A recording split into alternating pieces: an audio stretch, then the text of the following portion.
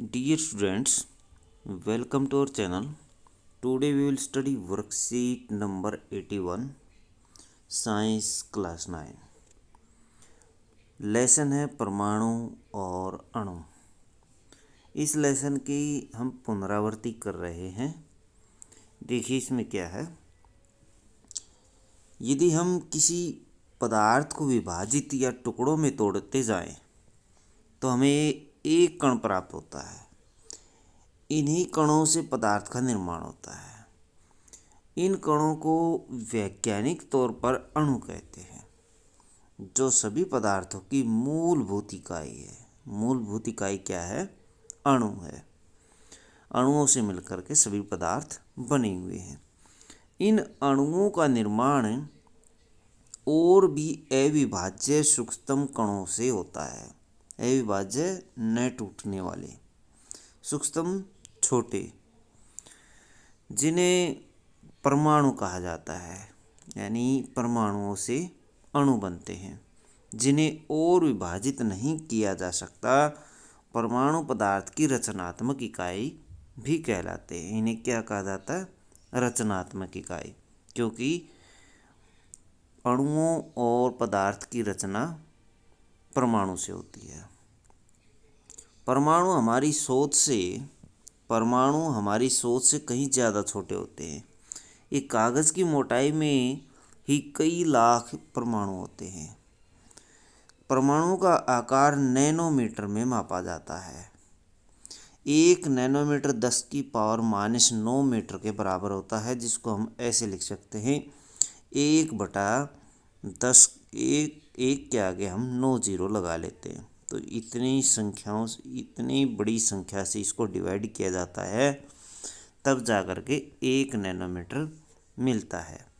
1 metre का 10 करोड़वां भाग इसको कहा जाता है। 1 मीटर का 10 करोड़वां भाग। ज़्यादातर परमाणु बहुत अधिक क्रियाशील होते हैं, जिससे यह आपस में रासायनिक अभिक्रिया कर पदार्थ के दूसरे कणों का निर्माण करते हैं, जिन्हें अणु कहते हैं। परमाणु और परमाणु मिलकर के अणु का निर्माण करते हैं।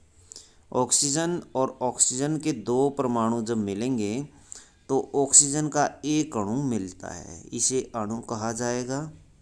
और ये दोनों क्या है? परमाणु हैं। ये परमाणु है। जब परमाणु मिलेंगे हमेशा ही अणु बनेगा। विभिन्न पदार्थों का सापेक्ष आकार। हाइड्रोजन के परमाणु का आकार होता है 10⁻⁻10 मीटर के बराबर। जल के अणु का आकार 10⁻⁻9 मीटर या 1 नैनोमीटर होता है।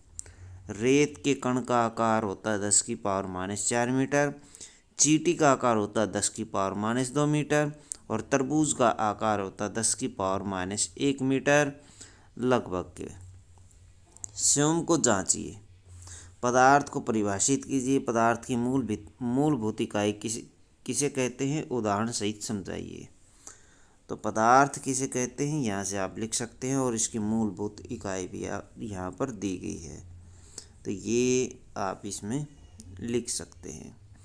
इसका एग्जाम्पल आप लिख सकते हैं, जैसे अणु, जैसे हाइड्रोजन का अणु है, H2 हाइड्रोजन का अणु है, जिससे पदार्थ बनते हैं।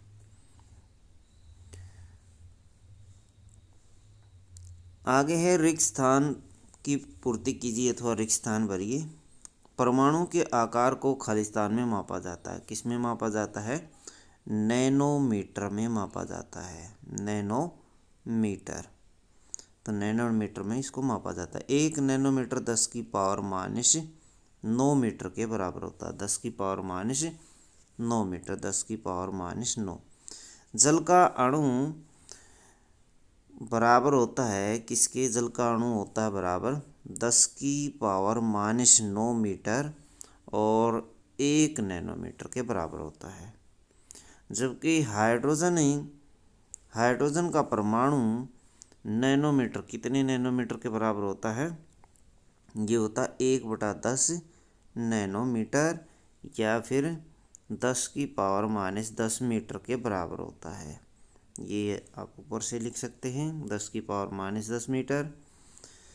किन्हीं 3 परमाणुओं के नाम लिखिए। 3 परमाणु हम लिखते हैं, जैसे ऑक्सीजन का परमाणु, हाइड्रोजन का परमाणु और नाइट्रोजन का परमाणु।